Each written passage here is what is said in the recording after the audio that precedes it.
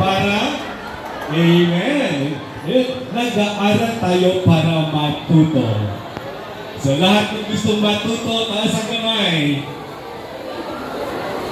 Okay. Pakisabi sa katabi mo. Pakisabi sa katabi mo, matuto ka.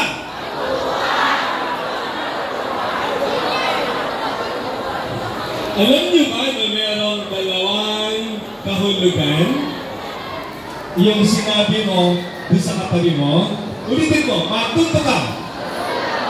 Sige, i-analyze natin yung salita. Matuto ka. Una, learn. Sabi mo sa kanya, learn. Learn. Okay. Okay. How am I going to learn? How do you learn? Ha? Ha? Ang galing-galing niya.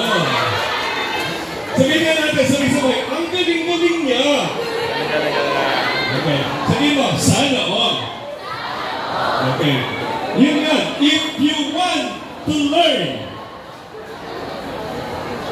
you must learn how to focus.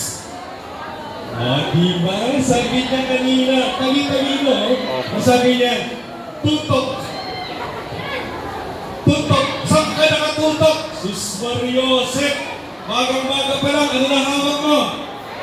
Cellphone. Sabi ko na namin. Cellphone. Hindi pa nagtututbrush.